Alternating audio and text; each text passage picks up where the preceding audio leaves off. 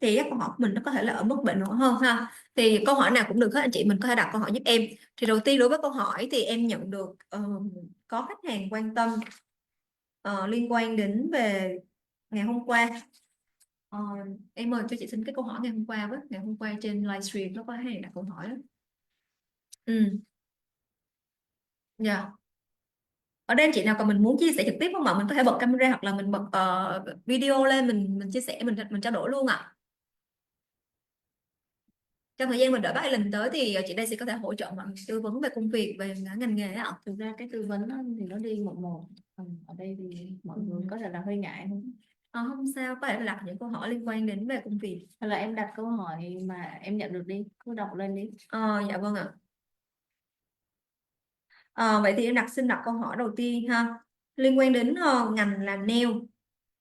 Thì được biết là ở DSS các anh bạn cũng được tư vấn đó chị về ngành làm nail là thì không biết là công việc làm nail ở bên Úc á, nó có phải là công việc mình được làm việc theo chương trình định cư tay nghề hay không, thì công việc này nó có yêu cầu như thế nào. Đây là câu hỏi ngày hôm qua. À, cái công việc làm nail ha, đây cũng là một cái công việc rất là phổ biến tại Úc hay là tại Việt Nam hoặc tại các nước thôi. Nói chung đây là một cái ngành nghề lớn, có nhu cầu lớn trong xã hội. Thì đối với cái công việc kỹ năng nail này á, nếu như mà mình coi nó là một phần của cái kỹ năng PT, làm PT thì nó nằm trong danh sách tay nghề của Úc. Ờ, Còn nếu như mình chỉ tách ra nó là nail á, thì nó sẽ khó, bởi vì nếu mà bạn tìm kiếm trong cái gọi là danh sách tay nghề tại Úc, nó gọi là skill occupation list, mà bạn tìm cái công việc là bạn gõ ra chữ nail thì nó sẽ không bao giờ hiện ra, tức là nó không phải là một cái kỹ năng nằm trong danh sách tay nghề. Tuy nhiên nếu mà mình gõ chữ PT, therapist, thì nó sẽ ở trong cái danh sách này. Nhưng mà đặc biệt là cái chương trình về PT á, mình đang có công việc đó thì nó nằm ở trong vùng một cái vùng mà nó trực thuộc gọi là vùng Dama. Nó là cách Sydney 7 tiếng đồng hồ. Và ở cái khu vực này á, thì do cái đặc thù về dân cư nó cũng rất là thưa. Nó là một cái vùng nông nghiệp lớn Dạ của vâng. của Úc á. Cho nên là cái công việc này nó được ưu tiên nằm trong danh sách đó. Và khi mà nó nằm trong cái vùng trong cái tại vì ở đây mình đang nói tới có hai cái chính sách về định cư, chính sách định cư cho những cái công việc mà bình thường thì mình sẽ nhìn thấy trong skill occupation list ha. Và mình có nộp những cái visa 482 mà trong cái medium term, rồi short term. Còn đối với lại cái công việc ở nằm trong cái vùng Dama thì nó lại đi theo chính sách của từng vùng, và nó nằm trong cái skill list của cái vùng đó. Tức là một cái danh sách ngành nghề riêng của cái Của chương cái trình vùng đó, đam đúng mê. rồi. Đúng rồi, và cái PT therapist thì chắc chắn là nằm trong cái danh sách đó. Thì cái công việc mình đang có thì nó sẽ là một công việc mà tổng hợp là tất cả các nhu cầu làm đẹp Dạ. của một người. Thì sẽ là nail cũng là một phần trong đó, và rồi có những cái khác như là làm facial, làm mặt, và nhiều cái khác nữa. Cũng nhiều cái kỹ năng nhỏ nhỏ nhỏ, Dạ. rồi nối mi cũng là một cái trong đó. Thì nếu Nhân như mà viên gọi chăm sóc sắc đẹp là mình phải đúng biết rồi, cái cho tổng quát đúng á, rồi, đúng cái rồi, tay nghề thường là nào phải cần. như vậy. Thì các trường người ta cũng tìm kiếm những cái bạn mà có thể đa kỹ năng. Và khách hàng đến thì họ cũng tìm những cái shop mà có các cái dịch vụ chuyên nghiệp như vậy. Họ cũng sẽ không phải đi tới các cái shop khác. Về thực tế ra thì như chị nói, cái vùng đó nó rất là rộng và nó lại thưa dân, cho nên là cái việc người ta di chuyển đó nó xa lắm. Nhiều khi họ mất cả tiếng đồng hồ mới đến được cái shop làm đẹp. Dạ. Xong rồi phải đâu phải như Việt Nam mình mà các shop nó san sát nhau đâu. Một cái town đó nó chỉ có mấy shop thôi. Dạ. Yeah. Vậy thì cái cơ hội việc nếu mà nó ít shop như vậy thì cái cơ hội việc làm cho các anh chị này là cũng có đúng không ạ? Thì trường hợp mà một cái Thì hiện tại dạ. cái vùng đó do cái đặc thù là ít người châu Á, rất là hiếm người châu Á, mà người châu Á mình thì lại làm đẹp. Dạ. Kỹ năng làm đẹp rất là nổi tiếng ha, đặc biệt người Việt Nam mình rất là nổi tiếng về nail. Cho nên là cái sự cạnh tranh trong cái ngành này ở bên cái vùng đó là chưa có. Ừ. Các cái shop thì họ cũng mới mở ra chưa lâu đâu, Dạ. và họ cũng đang có cái nhu cầu là tuyển dụng, và cũng sẽ mở thêm một vài shop nữa. Cho nên là hiện tại mình đang có tới 10 10 nhu cầu là cần 10 bạn cho cái công việc đó. Và Dạ. em biết là cái định của bên chủ Úc về là chủ nhật này. Rồi thứ hai họ sẽ đi tham quan cái cơ sở mà mình đang gửi các bạn đi vấn nghệ. Và rồi thứ ba thì sẽ có cái buổi thực tập, Ừ. buổi sorry, xin lỗi, buổi phỏng vấn đánh giá tay nghề. trực tiếp. Tức là hiện tại thì cơ hội về bên ngành làm đẹp, bên mảng làm đẹp ở bên Úc nó rất là cao. Thì nếu như anh chị ở đây mà anh chị có câu hỏi nào mà liên quan đến ngành làm đẹp, cho đặc biệt như là nữ, thì nữ thì cái sự cạnh tranh nó sẽ nhiều hơn đúng không chị, so với nam với ngành làm đẹp, đặc biệt là Ngành làm đẹp thì chủ yếu là cho nữ. nữ, đúng Dạ. rồi. Shop thì khách hàng cũng chủ yếu là nữ mới đi vô làm những cái dịch vụ đó. Cho nên họ cái cô chủ á, cô sẽ ưu tiên những cái người mà thực ra thì cô cũng là một cái người trainer hay một cái Dạ. người mà giảng viên chuyên đào tạo cho các cái trường TAFE, các cái trường của chính phủ ở Úc, Dạ. ở khu vực quanh xung quanh đó. Cho nên là cô ấy nhìn học viên thì cô sẽ đánh giá được là học viên nào thực sự mà thậm chí là có thể tay nghề chưa đến nhưng mà có khả năng là để cho cô ấy đào tạo thêm và có thể làm được chuyên nghiệp. Ừ. Vậy tức là nếu như mà anh chị nào ở đây mà mình quan tâm đến ờ, nếu anh chị nào ở đây mà mình quan tâm đến cái chương trình đi làm đẹp mà bản thân mình chưa có tự tin lắm thì yên tâm, là bởi vì cô chủ ở đây không phải là một cái người chỉ là kinh doanh về shop không, mà mà mình còn là một cái người mà đi dạy luôn, tức là đi dạy dạy làm đẹp cho các anh chị học Đúng viên ở rồi, các cái cô trường, cho ấy nên là mình là hiểu rất giảng là viên trường cao sâu. đẳng, Dạ. cao đẳng của chính phủ, đúng rồi. Dạ, thì cái việc mà hướng dẫn tay nghề nó cũng sẽ nhanh hơn đúng không chị? Nó là một điểm cộng rất là lớn Thì khi mà tức mình tham gia. là cũng vẫn phải có kỹ năng ở cái mức Dạ. ờ, ở mức nào đó, và cô cũng sẽ nhìn xem là cái người này liệu có thể đào tạo thêm được hay không, đúng Ừ, không? dạ. Thì đây là cơ hội cho các anh chị nữ nha, tại vì có rất là nhiều câu hỏi đặt lên liên hệ đến fanpage của DSS, và cũng có Dạ. liên hệ hotline của mình là bên em có làm nail không, trước đây thì mình không có. Mình có nhưng mà mình kiểu giống như là tập trung ở cái mảng là massage therapist nhiều hơn. Gần đây thì bắt đầu mình có thêm cái nail ở trong cái beauty, đúng không chị? Thì giống như chị nói, nó là một Dạ. cái sub skill, tức là nó là một cái kỹ năng trong một cái nhóm kỹ năng mà người ta đang tìm kiếm đó, chứ còn nếu như mà các bạn chỉ chuyên tìm những cái shop mà họ tuyển dụng nail á, thì rất có khả năng là người ta đang cũng rất là nhiều các cái các cái quảng cáo trên mạng là họ tìm thợ nail, nhưng mà chị chắc với em luôn đó, và cam kết cái thời gian bay luôn chứ, Dạ có thể bay vâng. trong vòng 2-3 tháng, đúng không? Dạ. Em có bao giờ nhìn thấy những cái quảng cáo kiểu đó không? Thì những cái quảng cáo kiểu đó khả năng rất là cao đó là cái dòng visa du lịch dành cho khách mà kiểu đi xem du lịch xong rồi có thể là họ sẽ kết hôn giả để họ ở lại, hay là chuyển sang visa gì đó. Dạ. Chứ còn nail thì như chị nói là nó không nằm trong danh, nếu mà chị tìm ở cái job gọi là nail technician hay nail worker thì nó không nằm trong danh sách tay nghề nào hết. Dạ, thì đây cũng là một cái thông tin ghi chú mà em nghĩ cũng là một cách để anh chị ở đây mình có thể nhận biết. Khi mà chúng ta tìm hiểu về công việc ngành nghề á, thì chúng ta phải cẩn trọng ha. Tất cả những thông tin này nó đều có trên những cái trang chính phủ, và mình cũng phải tùy trang nữa, tại vì phải có kỹ năng để tìm kiếm, giống như chị nói đó. Lên cái occupation list lại không có cái đam mà mình phải đi vào đúng cái trang của Dama thì mình mới Đúng đi tìm được rồi. cái công việc của trong cái Còn Dama nếu không đó. thì như bạn Alan có tư vấn, luôn luôn tư vấn, Dạ. đó là hãy tìm tới một cái professional advisor, tức là một cái người tư vấn mà chuyên nghiệp. Ví dụ như bạn Alan hoặc là team của bạn Alan là mình. Dạ vâng. Dạ. Ờ, cái này thì cho nữ đi, còn nếu mà cho nam thì em thấy ở đây thì các anh chị mình quan tâm đến công việc như là mình có biết lái xe nè, rồi có anh chị thì mình cũng biết làm mấy công việc liên quan đến cơ khí, Cơ những khí ngành hả? nghề cho nam. Thì cái nãy giờ mình nói cho nữ rồi, thì cơ hội cho nam và ngành nghề thì nó sẽ như thế nào chị ha? Lớn hơn nữ rất là nhiều luôn. Dạ vâng. Đặc biệt trong những cái ngành mà liên quan đến các cái kỹ thuật, technician, welders này, là công việc cơ hàn cơ khí. Ờ, Thực ra đi tới đâu chị cũng nghe là họ cần welder set hoặc là mechanic. Dạ. Ờ, Hai cái công việc đó rất là cần phổ biến luôn.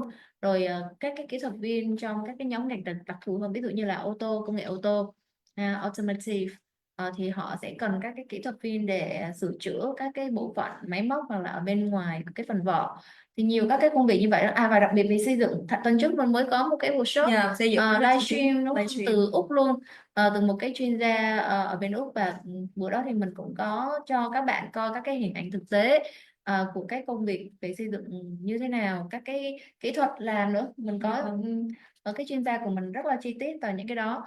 Thì tất cả những cái điều đó nó nói là thực ra cơ hội nhiều hơn cho các bạn nam, đúng không? Dạ, chính xác ạ. Bởi vì những công việc đó nữ thường ít làm. có nhưng mà rất là hiếm. Dạ. Lý do tại sao mà ở bên Úc thì người ta lại ưa chuộng các công việc cho nam nhiều hơn là nữ, và chỉ có thể là do cái cái việc gắn bó lâu dài, hay là sức khỏe, hay là vấn đề gì để mà mình có thể mình cải thiện không ạ? Vì đấy là những cái ngành cơ bản đó em. Thực ra em thấy không, ờ, nhu cầu làm đẹp á, thì người ta có thể tạm gác lại đó, chứ còn những cái công việc mà về xây dựng hay là ờ, ờ, kiểu Sửa như là chữa. sửa chữa ô tô, ví dụ ở Úc hay nói một câu là không có cái ô tô kiểu như là bị cụt chân, vì ai cũng phải lái xe để đi đây đi đó, thì đương nhiên các cái hãng xưởng ô tô sửa chữa này kia rất là nhiều. Dạ. Và kỹ thuật viên để cho những cái ngành này á không phải dễ kiếm, không phải dễ đào tạo nữa, không phải dễ đào tạo và không dễ kiếm. Ờ, cái dân số của Úc bây giờ nó cũng rất là già hóa rồi, cái lượng cái thế hệ trẻ thì càng ngày càng ít đi. Và những bạn đó thì các bạn ấy cũng kiểu giống như là mình á, tức là các bạn ấy sẽ thích bay nhảy, chứ các bạn không thích chỉ có ngồi tại một chỗ, các bạn sẽ bay nhảy, ít bạn nào mà muốn gắn bó một chỗ lắm. Là các bạn sẽ thích làm những công việc mang tính chất là sáng tạo nhiều hơn, giống như Việt Nam mình bây giờ TikToker nhiều á, thì các bạn bên Úc họ cũng đi theo cái kiểu hướng mà như là trở thành YouTuber, streamer cái Dạ. gì đó, cái công việc đó hấp dẫn các bạn đó hơn là mấy cái công việc kỹ thuật viên. Cho nên mới có cái chuyện là chị đi vô cái xưởng ô tô chị rất là ngạc nhiên, là chị thấy những cái người thợ xong mà lớn tuổi dữ vậy, có người còn 70 mấy tuổi nha. Bảy mấy vẫn còn làm. Bảy Là mấy nam đúng hả rồi, chị? thì đương nhiên là nam, toàn Dạ. là nam, xưởng không có Nam. nữ luôn, chỉ có cái chị chủ á, cái chị mà chuyên cặp vợ chồng thì ông chồng là chuyên về kỹ thuật, còn chị vợ thì chuyên về điều hành, Dạ. business operation á. Thì nói chung ở đó thì thợ người ta rất là lớn tuổi, thì chị họ ra thì tại vì do họ không kiếm được những cái người thợ thay thế, mà người ta rất là tin tưởng cái tay nghề của cái chú thợ lớn tuổi đó. Mà chú đó thì chú đi làm bằng xe Mercedes này kia nha, ghê Dạ. nha, toàn xe xịn thôi, mà nghe nói là rất là khá. Nhưng mà chú đi làm chỉ vì đam mê, vì chú vẫn được người ta tin tưởng, Dạ. rồi đi làm thì người ta khỏe lâu đó em. Không, cái công việc Mà cho chú tay đó làm cho người là ta khỏe lâu. cái chú mà bên 70 tuổi đó làm Úc hay là Việt Chú Nam? người gốc Việt, Gốc chú gốc Việt. Việt thì chị cũng có nói. Và những cái live kỳ đó chị cũng live stream, nhưng cách đây cũng hình như 2 năm rồi, cũng lâu Dạ. rồi, không biết cái live stream nó còn không. Thì chú cũng chia sẻ này kia, cũng nói chung là người ta cũng vẫn còn đang rất là nhiệt huyết để làm. Dạ. Và người ta cũng mong có những cái người thợ trẻ để kế thừa những cái kinh nghiệm của người ta ấy, tại vì làm những cái nghề đó nó cần kinh nghiệm em ơi. Dạ. Ừ. Vậy thì câu trả lời này em nghĩ nó rất là tốt cho những anh chị nào mà mình nhiều rất là nhiều người tôi tâm là liệu thì kiểu mình trên tầm khoảng trên 50 là mọi người nghĩ là mọi người hết cơ hội đi Úc rồi. Và có rất là nhiều người đặt câu hỏi là không biết là đến lúc khoảng đến 60 tuổi hoặc là mình 65 70 đi thì bên Úc họ có còn tiếp tục nhận mình hay không, thì câu trả lời ngày hôm nay của chị là có thể là ok. Nếu như mà họ là một cái người thợ xuất sắc đi, cho Yeah. người ta nhìn thấy một cái tay nghề đặc Giá biệt, trị của đúng mình. rồi, thì chắc chắn là vẫn có thể thôi. Hoặc là có những cái ngành người ta cũng chả kém người đâu, ví chị ví dụ như cái ngành farm. Sam. Dạ. Có rất là nhiều các cô chú lớn tuổi sang Úc, nhưng mà họ là thường đi thăm thân, tại vì người ta lớn tuổi, người ta sẽ có con cái cháu ruột gì đó bên Úc bảo lãnh qua du lịch, Dạ. thì họ được cấp visa du lịch, ví dụ như 3 năm đi, là họ mỗi lần họ sẽ ở khoảng 3 tháng đúng không. Dạ. Thì trong 3 tháng đó là họ sẽ tận hưởng hết thời gian để họ đi làm farm. À. Và những cái farm họ vẫn thuê rất là nhiều những cô chú đó nha, 60 70 luôn đó. Chị đến chị thấy như vậy. Nhưng mà những người đó thì thường không phải là thợ lành nghề đâu em, cho nên là Kiểu như chị là mình đi theo cái diện khác.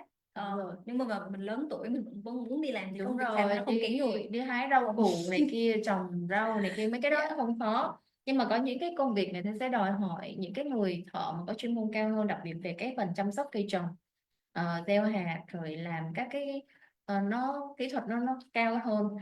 Về phân bón, nói chung là phải hiểu biết rất là nhiều, những người mà thực sự là học về nông nghiệp á. Nó gọi là kỹ thuật viên nông nghiệp đúng không chị? Yeah, kỹ thuật Dạ. viên nông nghiệp, kỹ sư nông nghiệp. Mình cũng có rất là nhiều các bạn yêu thích và quan tâm tới cái ngành nông nghiệp, bởi vì ngành nông nghiệp ở Úc thì thực sự là rất phát triển. Ừ. Thì gần đây chị cũng thấy mình cũng có mấy bạn học viên đó có làm lâu năm trong lĩnh vực nông nghiệp. Có bạn có gia đình có farm nữa đúng không. Dạ đúng rồi. Thì các bạn yêu yêu thích cái nghề đó lắm. Và cái việc mà các bạn tìm đến mình đó là muốn sang có cơ hội làm việc, học hỏi thêm.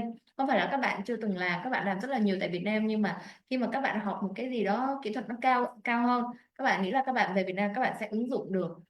Cho cái gia Đúng đình rồi. nhà fan của bản Và thân phát của triển chị. lên, đúng rồi. Và những người đó người ta đam mê thật sự, thì bên Úc vẫn còn rất là cần những cái người như vậy. Ừ. Ừ.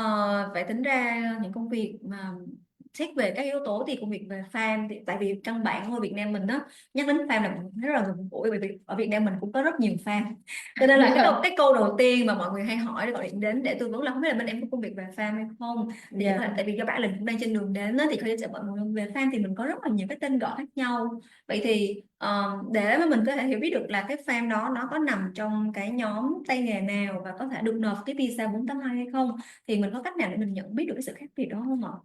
Ờ, công việc farm á, thì nó cũng sẽ chia ra những cái công việc ở cái mức độ chuyên môn kỹ thuật nó sâu hơn, và những cái công việc ở cái mức độ gọi là ví dụ như fruit picker hay là fruit packer ha. Picker and packer, picker là hái đúng không? Dạ. Packer là đóng gói.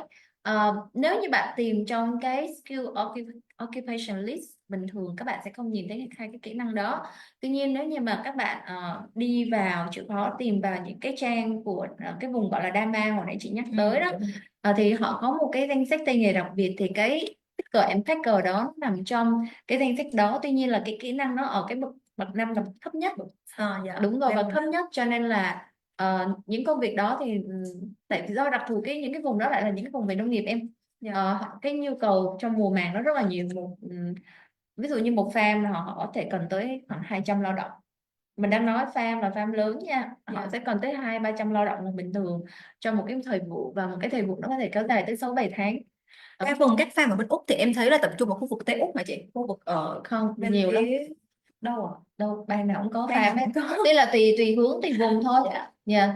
Cái farm, những cái farm mà chị đang nói tới thì nó cũng nằm trong cái, nó cách nó giữa New South Wales và Victoria, Dạ. nó cách Sydney 7 tiếng. Dạ. Và ngay cả trong Sydney cũng có farm nha. Chị cũng từng có một cái người bạn hỏi mày làm gì, nhà tao làm farm. Nhà tao có farm chứ không phải Là là farm nhỏ đúng không ạ? Farm kiểu gia đình cũng chứ nếu mà như lớn vậy, cũng phải Sydney cũng có được cũng vài chục farm. hectare, cũng như vài chục hectare. Dạ. Tôi cũng không nhỏ lắm. Dạ. Nó nói nhỏ nhưng mà mình hỏi tới thấy cũng không phải nhỏ lắm, và mình nói nhưng mà thực ra nó nằm cũng hơi rì rì một xíu. Dạ. Thì hồi Bản thân nãy chị có đi làm farm chưa? rồi cho chị rất tự tin nha, đã từng làm. Chị làm farm cà chua lúc mà chị Farm cà chua. sang Úc là 2002 thì 2003 xách gói đi làm farm mà vào mùa hè. Dạ, và đấy là một cái kỷ niệm rất là hay luôn, tại vì vào đầu tiên là được làm picker thôi, làm tomato picker. Xong rồi sau đó ông chủ thấy mình giỏi á, cái Dạ. tuyển mình sang làm cái công việc gọi là pruner. Pruner là gì, là tỉa cành. Đấy là công việc đòi hỏi kỹ thuật nha em. Và ở cái thời đó đồng nghiệp của chị một tuần có thể kiếm được tới 2-3 ngàn đô Úc, mà thời cách đây 22 năm rồi, 21 năm rồi. Lúc mà chị mới qua đúng không? Yeah, hồi đó chị kiếm được hình như 800 đô một tuần, còn anh kiếm được 2 ngàn mấy, 2 ngàn. Lý do là sao? Là do Đó, người ta người ta làm lẻ em ơi, người ta như vận động viên vậy á. Người ta chạy rất là lẻ trong giữa các cái luống. Một luống cà chua là 500 mét, thì anh ấy chạy mấy luống, còn mình thì chạy được có luống rưỡi à. Thì được trả có 800 đô một tuần, nhưng mà đó là cái 800 đô là cũng nhiều cái rồi. Mà cái hồi đó là lương nó chỉ bằng 1/3 bây giờ thôi. Là cái lương đó là rất là cao em ơi. Đúng rồi, 800 đô tính ra một tháng là cũng được 2.400, chị lúc là đang đi du học mà. Đúng rồi, tại vì hồi đó chị cũng làm công việc làm nhà hàng, làm bếp ở Brisbane. Dạ. Cái vùng farm thì ở Bundaberg, thì cái công việc bếp đó chị chỉ kiếm được có 200 mấy nó đô, giữ tay phone để cắm vô, tức nó là là tai làm farm nghe lương gấp cái 3-4 núi. lần. Nhưng mà là làm tuner nha, tức Thì là tai nghe nếu có mà tai chị nghe đó làm đó. picker thì lương chỉ bằng một nửa đó thôi, có 400 mấy rồi. Thì làm pruner đó là công việc cao hơn. Còn có những cái công việc khác cũng liên quan đến cái cây á. Nói tiếp về các em hỏi nha, ví dụ như irrigationist, tức là làm về hệ thống tưới tiêu. Chuyên chăm sóc đất và các cái hệ thống tưới tiêu, nó rất là nó là kỹ thuật sâu rồi em. Phải biết về, thậm chí phải biết về plumbing, biết về các cái gọi là công việc plumber là gọi là thợ tưới nước á. Thợ nước á. Dạ, phải biết về những cái đó, phải biết sửa nữa. Nhưng mà chuyên cho farm nói chung là nhiều thứ lắm. Dạ. Rồi Ok, mình tiếp tục ha. Ừ. Thì tiếp nối cái vấn đề này thì em thấy là cũng có khách hàng họ đang quan tâm. Yeah. Dạ em chào anh Việt ạ, anh Hiệp ạ. Hello, hello Mr. Alan. Hello, Yeah. Alan. You're in the middle. I guess. At the same. So sorry, we didn't connect well today. Một lên Yes, I'm sorry. Okay. So sorry, it's my My mistake, sorry. Right, so Em bật camera em chị với. what are we saying? Okay, we just talk about like something about job opportunity in Australia. So yeah, we still continue like 3 minutes. Okay. 3 minutes. So maybe we just start with him and then we can come back later. Okay. Yeah. Em có câu hỏi hôm qua như thế nào nhỉ? Ở đâu thì chị sẽ câu hỏi. Em gửi vào group Do you video need của me chị. what, right? Group video marketing. Make it full quickly. Sure. It's this, okay. Yeah. Come back in 2 minutes. Sure, okay. Right. All right. Bác nói chị. Bác đi gọi điện thoại. Rồi. Alright. Chắc là bác đang có cuộc điện thoại. So sorry mọi em một cái camera nó đang bị mờ á, đang bị lung lay. Em xin lỗi mọi người nha, tại vì do bác phải ra ngoài một chút thôi. Rồi. Chắc là cái phần của chị đang nói đang hấp dẫn đó chị. Yes. Cái phần của Cái nói gì gì quan tâm đến Phan á. Điều đang Giống nói như chị là- cũng không hiểu luôn á. Nhưng mà tại vì fan nó kiểu mọi người quen với nó và mọi người cũng cảm thấy cái việc đó nó gần của nhiều người Ê, đi. nhưng mà ra nha, ngày xưa lúc mà cái người chủ ấy, họ thấy chị làm cũng được á, có khả năng là sẽ kiếm được tiền nhiều hơn. Cái họ nói ô em ơi, em thấy không, bây giờ em chưa có cái gì hết, em chưa là ai hết mà em đã kiếm được cái tiền đó. Cái mà em mà đi ra em làm kế toán giống như công việc hoặc là làm kiểu như làm về mảng tài chính mà em đang học á, em kiếm tiền cũng không bằng đâu. Hay là thôi em ở lại farm em làm đi, rồi vừa học vừa làm. Và em biết khi mà chị nghe thấy điều đó thì chị cảm giác là sao không? Cũng lung lay chứ. Trời ơi, hồi đó còn trẻ mà cũng nghĩ tới tiền nhiều chứ.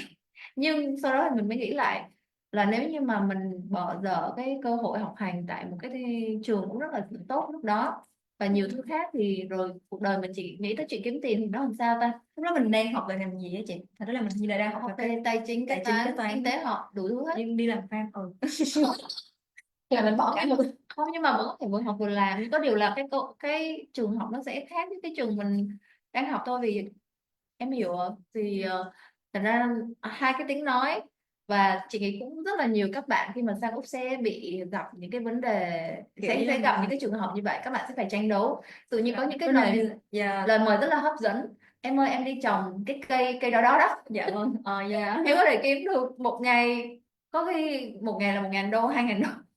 dạ. Bây giờ cái Nhưng cây mà- đó đó không dám nói tên ra. đúng rồi, cho nên là mình cũng phải kiểu đấu tranh tâm lý rồi. Đúng rồi, là bây giờ là Dạ. tiền hay là vì những cái cơ hội chính đáng khác. Nhưng mà làm fan mà tính, nếu như mà công việc bình thường đi, mà công việc chính đáng đi mình làm về fan thì tính ra một tuần cũng được lương khá là cao rồi, thì cũng đâu nhất thiết phải làm những công việc nó mang tính chất bất hợp pháp như vậy, đúng không? Không thì tại vì người ta sẽ nhìn vào cái gì là lớn nhất, nhìn Dạ. trước mắt những người mà ấy. Rồi em thấy nó câu hỏi ha. Ở đây anh chị nào mình có câu hỏi về fan không ạ? Thì anh chị mình vui lòng mình nhắn tin giúp em nha. Như là anh chị đây mình hơi ngại đúng không ạ? Mình chưa có hơi hơi tiết kiệm lời ấy. Hôm qua em thấy nhiều câu hỏi lắm. Để em đọc thêm câu hỏi nha. Đối với cái ngành, anh chị có hỏi một câu là đối với cái ngành về cái này chị lát phải nghĩ là sẽ hỏi bác là mình sẽ chuẩn hơn, tại vì nó liên quan đến visa. Có một câu hỏi này em nghĩ nó rất là hay nè. Nếu như trong trường hợp mà nãy giờ mình có chia sẻ là làm đẹp, là làm fan qua về xây dựng, về những ngành nghề về sửa chữa xe ô tô rồi, thì có một cái là nếu như cái công ty cái nhà tuyển dụng đó khi mà họ tuyển dụng phỏng vấn mình trực tiếp á, thì công ty có cung cấp cái thông tin của nhà tuyển dụng đó cho họ biết trước hay không, tức là kiểu biết được là cái công ty đó như thế nào, hoạt động ra sao để họ có thể chuẩn bị tâm lý và chuẩn bị phỏng vấn tốt hơn hay không. Câu hỏi thứ hai nữa là công ty có hỗ trợ cho cái việc là hỗ trợ luyện phỏng vấn để cho cái người ứng viên đó có thể tự tin trong quá trình phỏng vấn sắp tới hay không. Đây là hai câu hỏi liên quan đến phỏng vấn ạ. Rồi đây là hai cái câu hỏi thực ra lớn không lớn và nhỏ không nhỏ ha, thì mình cái này nó liên quan đến quy trình làm việc của DS của mình. Và đồng thời là cái dạng các bạn, đầu tiên các bạn nên hiểu nha, cái dạng visa mà 482 á, là cái dạng mà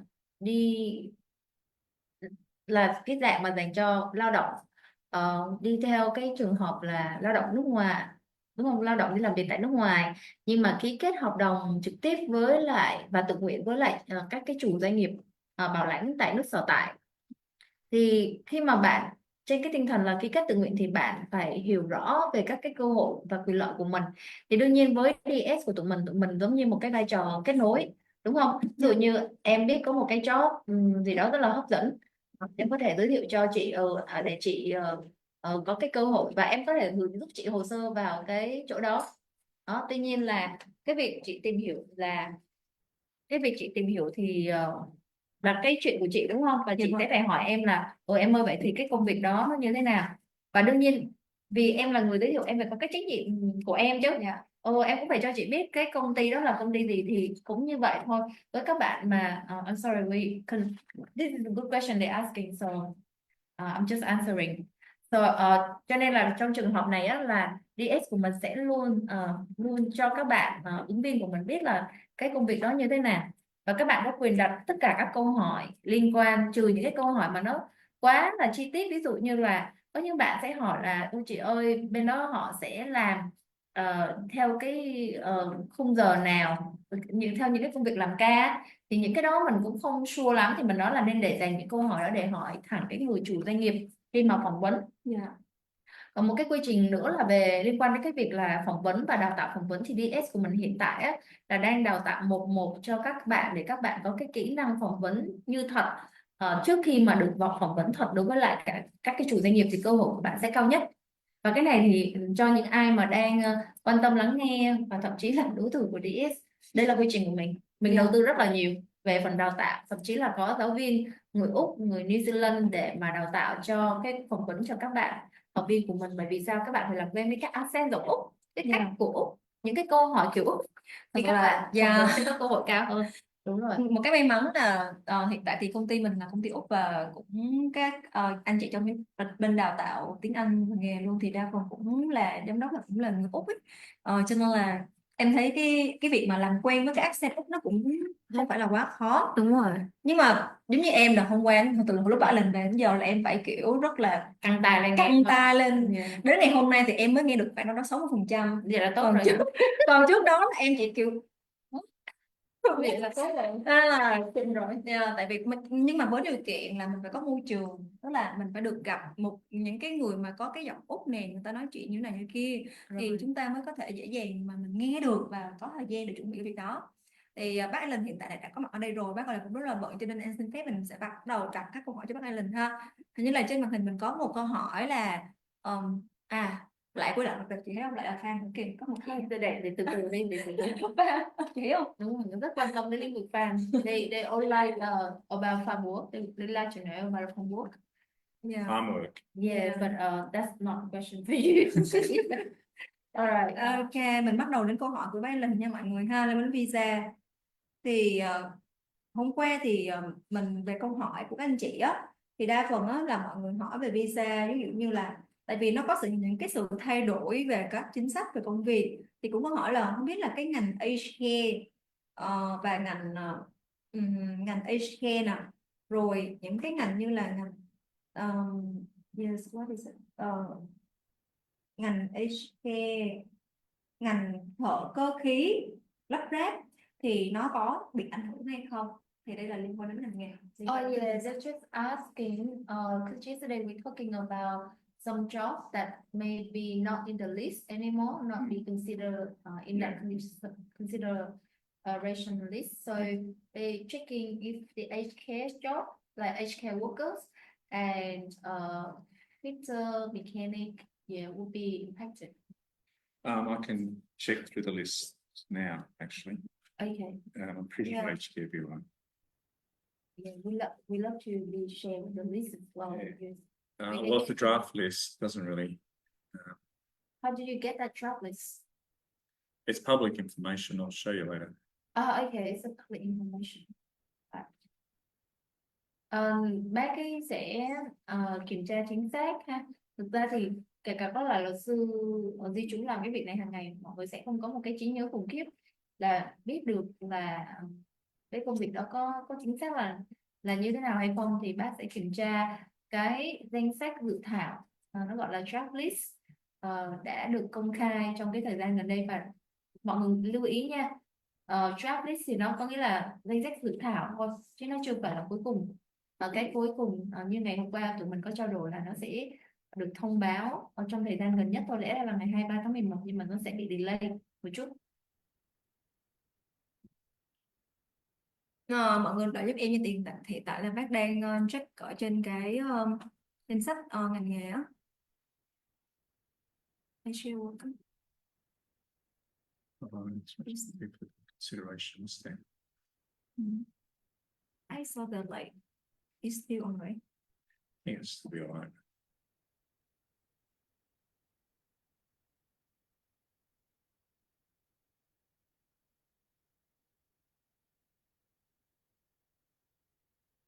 Just see if it's off the list. That's Em đang hỏi về công việc, và tại vì hôm nay hôm qua mình có câu hỏi là ngành chăm sóc sức khỏe người già và ngành thợ cơ khí á, thì lắp ráp cơ khí thì nó có bị ảnh hưởng gì hay không nếu khi mà có cái sự chuyển đổi về cái nhóm ngành nghề trên trang chính phủ liên quan đến visa 482, thì bác đang kiểm tra lại.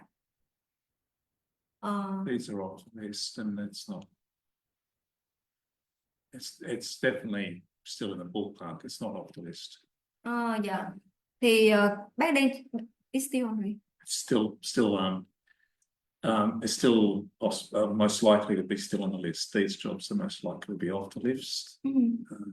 Ok, bác confirm là cái công việc đó là vẫn còn anh chị nha, tức là ngành chăm sóc sức khỏe nè, và cái ngành liên quan đến thợ cơ khí xây dựng, tại vì do nó bản chất là những công việc này nó nằm trong cái diện mà Úc nó rất là cần, đúng không chị? Cho nên là cái việc mà bỏ ra danh sách là nó quá sai rồi, nó thực sự là không thể nào. Mà bác kiểm tra để cho nó chắc thôi, Chắc chứ thôi. còn theo Yeah. cái logic thông thường thì khó lắm vậy. Ok, rồi có một câu hỏi hiện tại trên màn hình đó, em đang thấy bác confirm là công việc đó bình thường nha mọi người ha. Công việc liên quan đến ngành về xây dựng chắc là nhờ chị Daisy ạ. Chị Daisy ơi, công việc về Hay là em cứ ưu tiên hỏi bác trước đi, bác đã lặn lội tới đây rồi. nhưng mà đã câu hỏi về ngành nghề nhiều quá.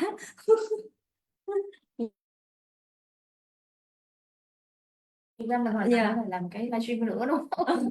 Về Đây là visa, cái ok. cho bác thì Ở đây mình chắc là đặt câu hỏi, tại vì em sẽ nói tiếng Việt tiếng Anh cho bác nha, cho mọi người dễ theo dõi. Thì cũng có những câu hỏi trong cái quá trình mà mình cho gặp khách hàng đó, thì có rất là nhiều anh chị quan tâm là không biết cái chương trình visa 482 thì nó có rất là nhiều dòng khác nhau, thì cái dòng visa nào thì nó sẽ có tính chất là an toàn nhất cho cái việc nộp visa, hay là tất cả các dòng visa nó đều có tính chất như nhau, hoặc là hay là mình có những cái lưu ý gì khi mình lựa chọn cái chương trình visa 482 là cái dòng visa phù hợp với mình nhất ạ? Right. So the audience would like to know, we have different scheme for visa for age, medium, short, and labor agreement. Okay. So among the three, which stream would be least impacted by any change? The labour agreement is the only one that's not really changing. The other two, medium and short term, will be abolished. Totally different. Okay, so that would be quite safe during the change on the law, right? It's going to be in the next. Yes, I said it's the exact date of the change is not clear because it has to still go through the Senate. Yeah. But basically, the old system of short and medium term pathways for A2Bs will be abolished and replaced by a skills and demand system where we Yeah, I wonder why the labor agreement scheme not change much. because it's effective, it's responsive to industry and also links in with DARMAs, so links in with regional authorities' concerns about particular shortages in particular areas of Australia. So it doesn't need change. There's a saying in English, if it's not broke, don't fix it. It's not broke, don't fix it. Okay. Yeah, but there was a perception perhaps the other medium and short-term visas were perhaps It's a bit out of date. Yeah. Yeah, okay. Rồi, như cái câu trả lời cho cái việc là cái dòng visa, cái scheme nào có thể là sẽ ít bị ảnh hưởng nhất ha, hoặc là hồi nãy như Alex nó sẽ kiểu là an toàn nhất, đúng không? Thì để hiểu về cái này thì các bạn hiểu là nó có ba cái dòng liên quan đến visa 482, nó có ba cái dòng là scheme á. Tiếng Anh là scheme thì nó là medium này, là dài hạn này, rồi short là ngắn hạn, và rồi có một cái dòng gọi là labor agreement, tức là theo cái dạng giấy phép và lãnh lao động của các chủ doanh nghiệp hoặc là các cái vùng. Thì theo luật hiện tại nha, và theo sự khẳng định của bà Allen đó, là cái dòng labor agreement, cái dạng mà visa có cái giấy phép bảo lãnh của doanh nghiệp á, mà cho lao động là không không bị ảnh hưởng, hoặc là ít bị ảnh hưởng, hạn rất là ít, hạn hữu lắm. Ờ, khi mà đây là cái dòng mà nó dựa vào, mình cũng hỏi lý do luôn tại sao nó lại ít thay đổi, nó ít bị ảnh hưởng. Thì nó tùy thuộc vào cái nhu cầu của cả một cái gọi là industry, là một cái công nghiệp, ngành công nghiệp đó. Rồi nó còn phụ thuộc vào cái vùng nữa, nó có hai loại, nó dành cho industry, hoặc là nó dành cho cái vùng, đúng không? Ở vùng Dama á, thì Dạ. cũng gọi là labor agreement luôn ha. Thì với những cái vùng này là họ đã cân nhắc rất là kỹ, và họ đã, và tất cả mọi thứ nó đã cập nhật theo cái nhu cầu thực tế của cái industry, hoặc là cái nhu cầu thực tế của cái vùng rồi. Cho nên là đó lý do tại sao mà nó ít bị ảnh hưởng. Còn cái short term và medium term á, thì nó hơi bị nó dùng tắt dùng cái từ gọi là outdated đó, tức là nó đã lạc hậu rồi. Nó có một cái số một số cái nó không có công bằng. Ví dụ như là người ta coi những tất cả các công việc gần như nhau hết, là cái mức lương nó chỉ có 73.150, người ta không có phân ra. Hiện tại là CEO cũng được trả lương như một cái người cleaner, theo theo cái danh sách tay nghề đó. Xin lỗi, cleaner nó không có trong danh sách tay nghề, nhưng mà ví dụ như một cái người mà có cái kỹ năng nó thấp hơn, ít hơn rất là nhiều, ví dụ như driver đi thì cái đó nó không công bằng theo cái luật hiện tại, thì người ta phải sửa. Còn đối với lại những cái mà nó đã hoàn toàn đã được cân nhắc rất là kỹ rồi, và theo những cái luật hiện hành rồi, thì người ta sẽ không sửa nữa. Sorry, Rồi. it's a long explanation. Yeah. Ok, vậy thì có cách nào để giống như là hiện tại thì đối với các chương trình visa mà labor agreement so với các chương trình visa bình thường khác như là short term, medium term, thì cái điểm khác biệt và nó sẽ thuận tiện hơn cho cái người ứng viên á, về cái điều kiện đầu vào của chị thì nó có dễ hơn hay không, và những cái điều kiện quyền lợi khác dành cho bản thân người đó và cho những cái người phụ thuộc đi kèm theo, thì nó cái gì đó nó tốt hơn không so với những cái chương trình phổ thông trước giờ mình hay làm chương trình phổ thông. Này em phải hỏi bác Alan chứ ta. Đó, như em hỏi là chị hỏi ok. lại em đang nói để cho các Đang hỏi về visa đúng đúng không? rồi, yes, visa. Okay. So the question would be, what's the change in term the impact may be applied to the dependent? If they have more benefit from the change in the Dependents, you mean like partners and children, Yeah. change would be the same, whatever. The dependent spouse and not dependent spouse, the spouse and dependent children will Yeah. have exactly the same rights Yeah. to be joined on the visa. There won't be any change whatsoever. Rồi. Cái câu trả lời là sẽ không có cái gì thay đổi dành cho những cái người phụ thuộc đâu. Nhưng mà thực ra cái lợi ích của họ đã quá lớn rồi đúng không? Cái người phụ thuộc là được đi sang Úc làm việc hợp pháp. Dạ vâng ạ. Cũng có cái gọi là work permit đó, có cái giấy phép để làm lao động này. Rồi con cái được đi học và được hưởng những cái quyền lợi về bảo hiểm xã hội rồi các kiểu nữa. Bên Úc nó gọi là Medicare. Yeah. Vậy thì còn cái người ứng viên ạ, em thấy là cái điều kiện tiếng Anh và những cái điều kiện đầu vào cho cái chương trình nó cũng dễ hơn so với những cái nhóm visa 485 bình thường, thì nó có chuẩn Cái labor agreement đó. em đang nói đến cái khu vực Đan Mạch, chương trình Khu vực Đan Mạch. khu vực ở vùng Đan Mạch nó đi. Yeah, they're asking about the Dharma for HU Dharma. So would that with the applicants, do they get any exemption, any concession? Depends on the Dharma area. The Commonwealth Government has given authority for the local Dharma areas. These are just areas in Australia, mostly regional areas, that can identify their own labour shortages, so they can have jobs that are not on the list if there's a need for those jobs within the area, and an employer can negotiate with the local authority. They say, look, we need brake pickers or we need whatever. And if the Dharma authority agrees, then they tell the Commonwealth Government, and the Commonwealth Government will approve a labour agreement between the company and Commonwealth. So the Dharma's role is to support a labour agreement between Yeah, and employer, there are also other concession apply as well in terms of English, age. yeah, some English and age and income. So then, you know, Yeah. I think the income higher, a bit higher than. and some labour agreements, the actual income is higher than Yeah. the 482. So it Yeah. just depends. So they're all separate and they're all negotiated separately. Yeah. So there are some standard agreements that are just nothing to do with Dharma.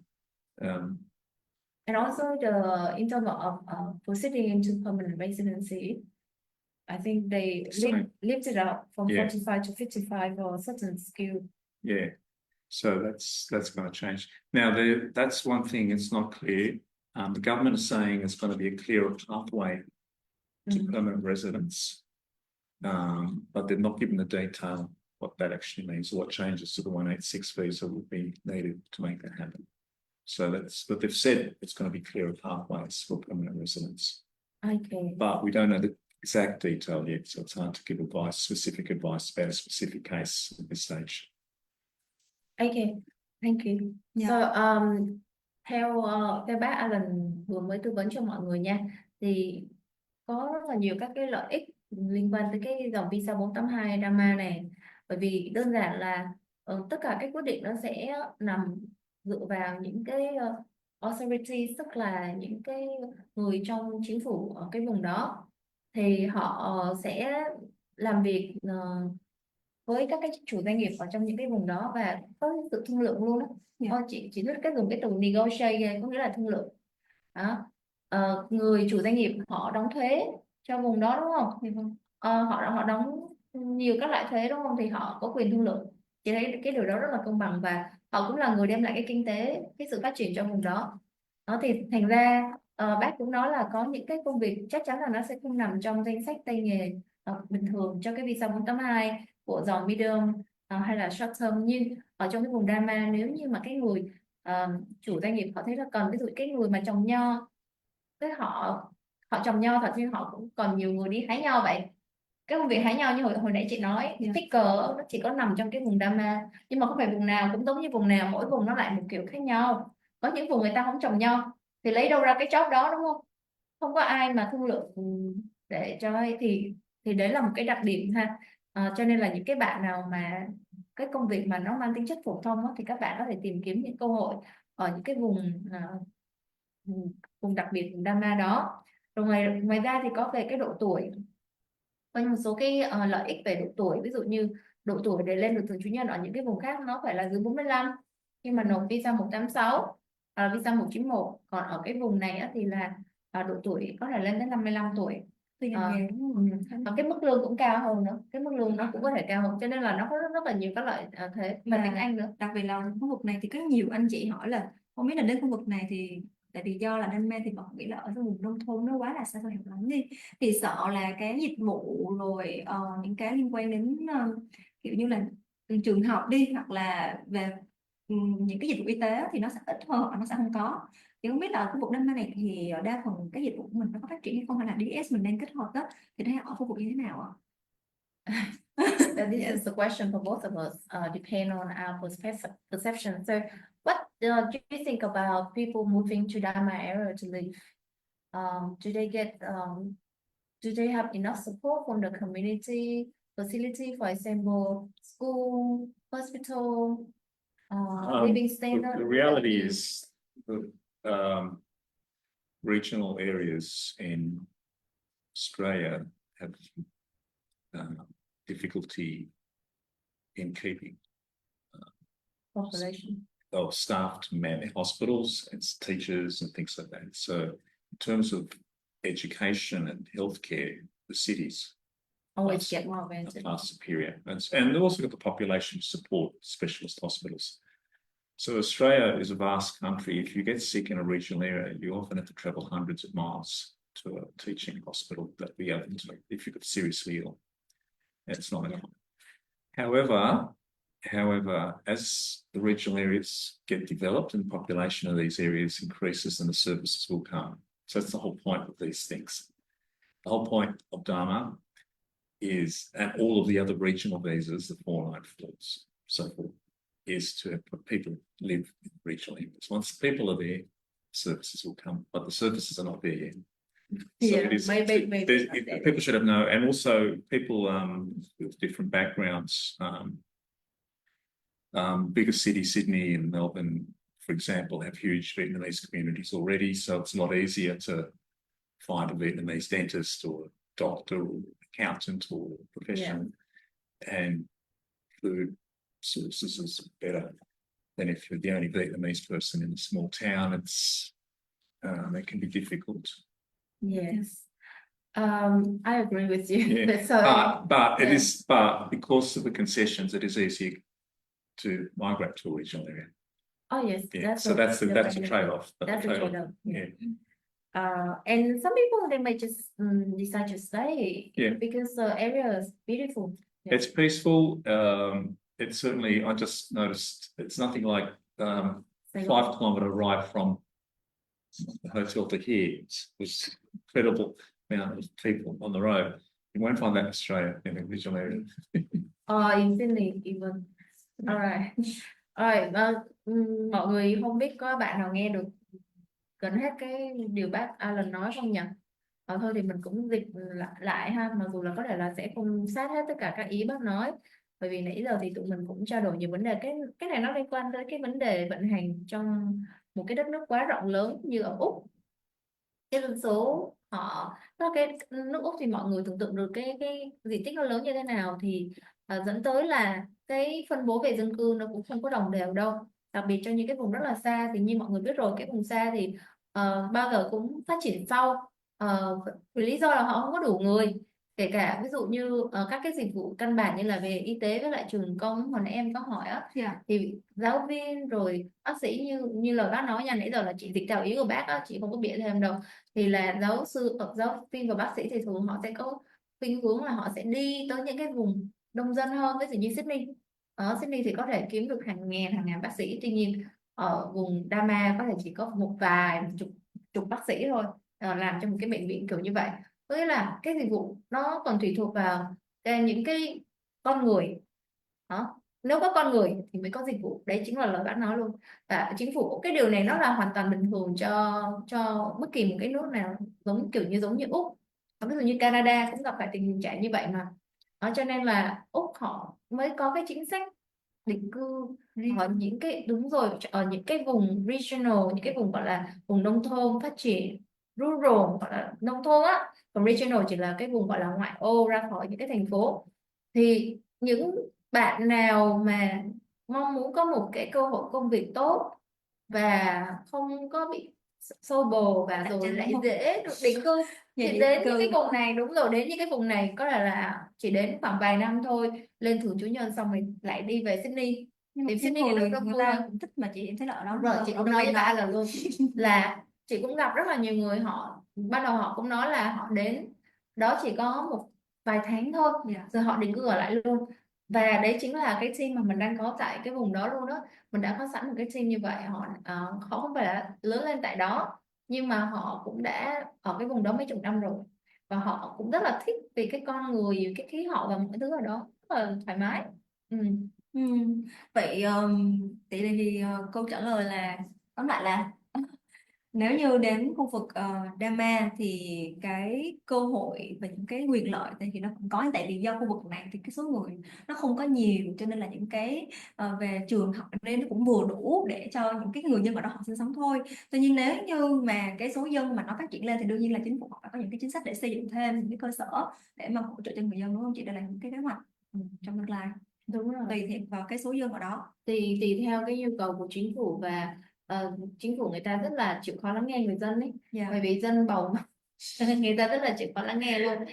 Cho nên là đúng rồi, đủ mọi thứ nói chung vậy đó, cho nên là người dân tương đối có tiếng nói, và họ sẽ có một cái yêu cầu, ví dụ có những người, nhưng mà nó phải đủ, chứ còn một người thì đương nhiên không đủ tiếng nói nhá. Vậy thì đó là cơ hội rồi. Nếu em thấy là cái sự khó khăn, tại vì có những anh chị á, người ta cũng có nói với lại mình là giờ chị không có ngại cái việc ở những khu vực nông thôn đó, tại vì thực chất là mình đi làm về sáng chiều mình cũng rất là mệt rồi. Nhiều lắm thì cuối tuần mình lái xe 7 tiếng lên Sydney chơi thì cũng được, hay là mình đi vòng vòng đó mình ngắm cảnh thiên nhiên, chứ cũng không có nhu cầu là phải ở quá là xô bồ. Chị biết những chị gặp những cái bạn mà lớn lên tại những cái vùng như vậy luôn, thì các bạn ấy thực ra các bạn cũng thích đi du lịch, nhưng mà một năm các bạn chỉ cần đi chừng 1-2 lần thôi, còn lại là các bạn cũng sẽ ổn định công việc ấy, các bạn đâu có, thực ra công việc mà nó là cái cần kiếm cơm của mình, nó là cái sự nghiệp, nó là uy tín của mình đúng không, thì Dạ. tập trung vào công việc thôi. Một năm thì có 1-2 ngày nghỉ lễ kéo dài thì họ sẽ tranh thủ đi chơi là được. Ừ. Dạ rồi, em thấy câu hỏi này nó khá là hay nè. Dành cho bác Ellen ha. It's for you nè. But I will speak Vietnamese first. Yeah, for them. Bây giờ nha chị, em nghĩ câu hỏi này dịch nha, là nếu như trong trường hợp khách hàng họ đã đến Úc, rồi và đã cầm cái visa, tức là họ đang cận đến Úc bằng visa là visa 482, nhưng mà kiểu và đi cùng với gia đình, tuy nhiên đến đó thì câu hỏi để chị được giải đáp anh chị. Nhưng mà đến cái thời điểm bắt đầu lên 186, chuẩn bị lên 186, thì cái người đương đơn đó lại có vấn đề về sức khỏe, hoặc là không thể tiếp tục được nữa, tức là kiểu mình Rồi, hiểu ý đó rồi. ấy. Thì mình có thể chuyển cho một cái người phụ thuộc khác, hoặc là những cái quyền lợi như thế nào để cho cái gia đình đó họ có thể định cư được ở Úc sau khi có vấn đề xảy ra với người đương đơn này. I don't think we ever got that question. So visa for H2 holder Yeah. may before they get to apply 186, for some reason they cannot continue, maybe they pass away or something. So what will happen to the dependents, including spouse and children? Would they have to leave the country because If the 482 visa is cancelled or actually they was still valid, but they just forfeited because sorry, if so the 482 visa decides not to what? To or they pass away. they died. Yeah, Sorry. Yeah, the visa dies with them. So the visa died with them. yeah, so they're eligible, their visas to be cancelled. So Yeah, their yeah. dependent will have to leave the country then. Theoretically, they would, if there was any compassionate reason for the survivors to stay in Australia, then they could have to apply, and they weren't qualified for a visa in their own right. Then they would need to apply for ministerial intervention to allow them to be granted a visa. But Would that happen before? yeah, these are temporary visas. It doesn't. They're not permanent visas, so they're temporary visas. So the intention of a temporary visa is only here for the duration of the need. Okay. So there's no. Like a visa or something. Yeah, if a husband and wife come and visit a visa and the husband die, this happens all the time. Yeah. Well, but they both get a visitor visa. But if someone, I guess, with the 482.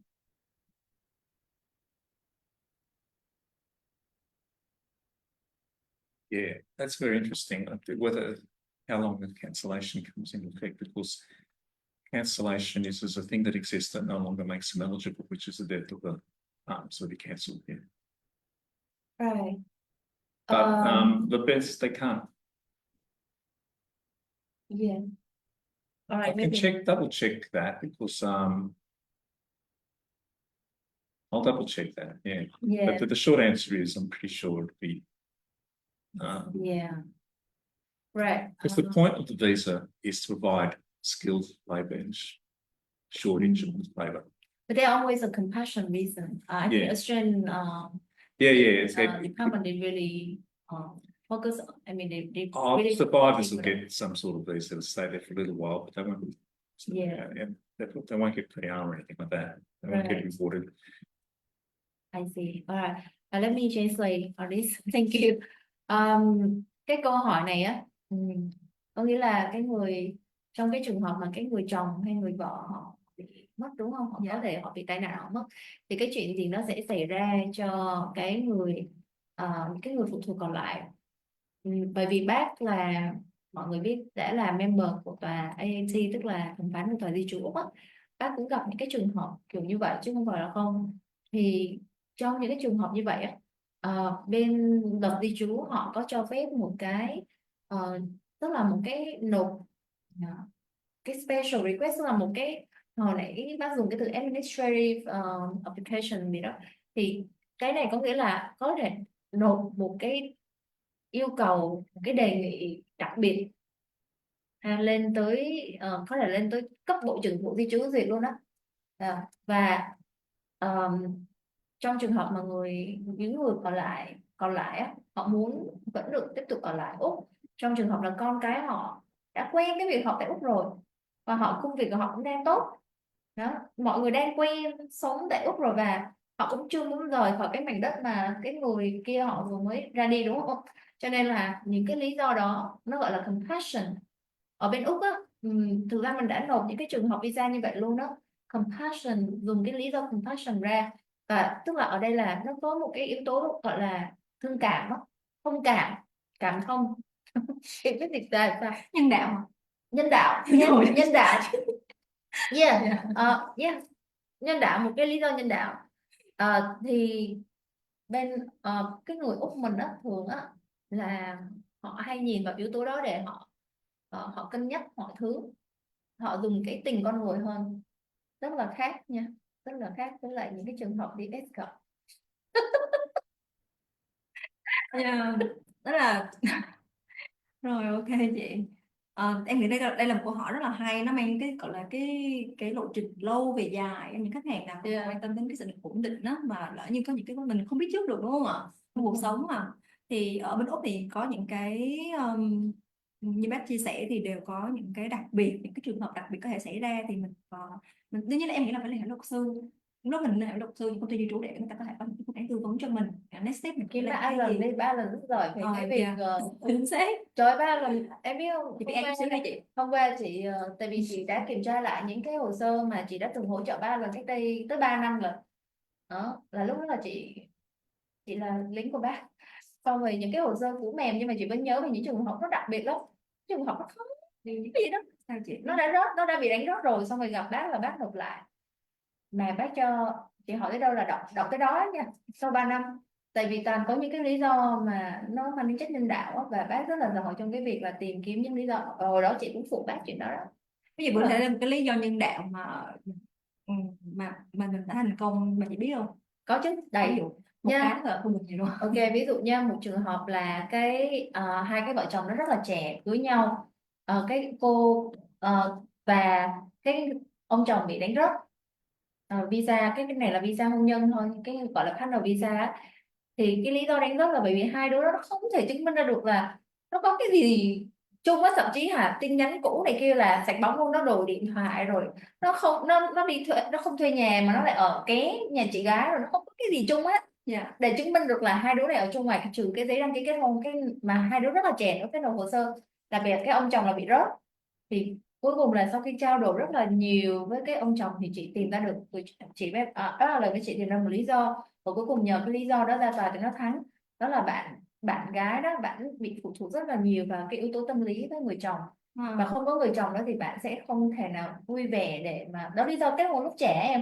Tại vì lớn lên mà bị tổn thương tâm lý rồi gặp một cái anh chàng ok quá, mà giống như một cái người anh, một người cha mình đó, thì kết hôn kiểu vậy đó em. Thì có nhiều cái trường hợp như vậy đó. Tức là mình phải tìm được cái vấn đề bên trong là cái gì, xong mình phân tích rồi mình tìm giải pháp, xong rồi xong rồi phải nhờ luật sư để bắt đầu lại tìm nhìn coi giải pháp. Nhưng mà có nhiều trường hợp không. còn ghê hơn cái trường hợp đó. Cái trường hợp đó thì là cái trường hợp theo chị là cũng là dễ thôi, còn nhiều trường hợp khó hơn nữa mà toàn phải dùng lý do nhân đạo ra đó. Vậy thì nãy giờ mình nói thì em thấy là cái vai trò của luật sư rất là quan trọng, đúng không ạ? Nếu như mà vậy thì cũng có câu hỏi là Bác diễn tập tại vì cho sao mọi người như một quan tòa bình thường luôn, tức là phải diễn tập rất là nhiều luôn á. dạ Và bác đóng vai quan tòa để bác hỏi cái bác một cái cái cả khác trăm hả? lần, hỏi cả trăm lần tới khi mà bác thấy trả lời ok thì ok, lúc đó đi ra tòa. Kiểu như là mình đang luyện phỏng vấn, đúng không chị? Mình tập luyện Nó hơi nói nhiều hơn thôi, nó hơi level. Just on that question, it's the law says if visa can be cancelled if the decision to grant the visa was based on a set of facts that no longer exist.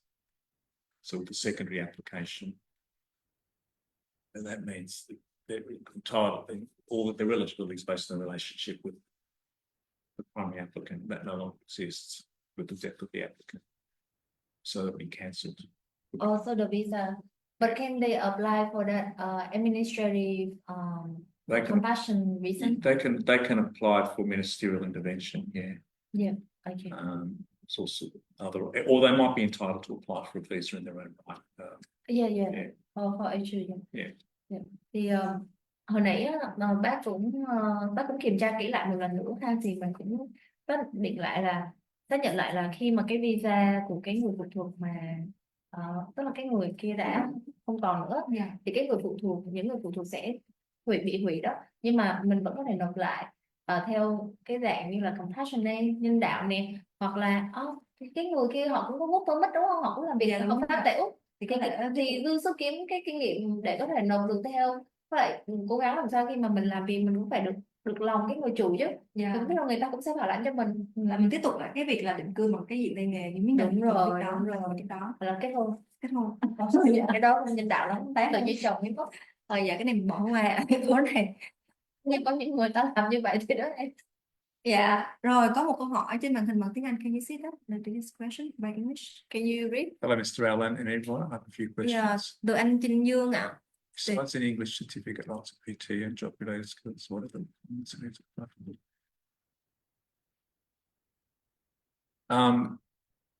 you need to have, as we speak, you need to have 2 years work experience. I need to translate back to everyone can see that. Có một cái câu hỏi từ anh Trinh Dương là anh muốn ngoài cái việc mà mình có được những cái chứng chỉ tiếng Anh giống như là IELTS hoặc ATE và công việc liên quan á, thì có những cái điều kiện nào khác cần để mà có thể nộp được cái visa 482 hay không? Và cái này nó liên quan đến là requirement, I think about like it relate to the employer, to can apply the visa for it too. Rồi ngoài ra nữa thì có một cái gì managed for us to provide group personal financial có cần thiết không khi mà chúng ta phải cung cấp được những cái xác nhận về cái tài sản đúng không ạ, personal để mà gắn liền ràng buộc với Việt Nam, những giấy tờ, những cái tài sản cá nhân để gắn liền với Việt Nam hay không, ví dụ giống như là tài sản gia đình rồi bất động sản hoặc là family member. Rồi vậy khi nào thì mình có thể apply cho cái visa? Thì nó có hai ý thôi. First question like about like the other requirement for the visa. Yeah, the thing about your job skills, there's 2 parts to it. One, you have to demonstrate you have the skills of the occupation.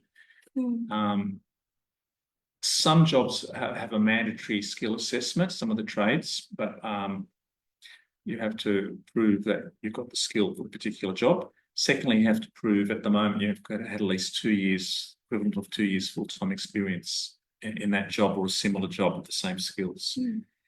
That's going to be changed in the next few weeks to 1 year. That would require a clear evidence from your employer, employment contract, and a duty statement clearly sets out your duties, evidence that you've been paid at the full-time rate for the period of time. About the ties to Vietnam, there's no, it's not like the student visa where you have to prove you've got something to come back to. You don't need to prove you've got property in Vietnam or anything like that. You just, we need to rule that one. We have property in Vietnam. you don't, it's not relevant to the visa criterion. No. Okay. You don't have to have property in Vietnam or it's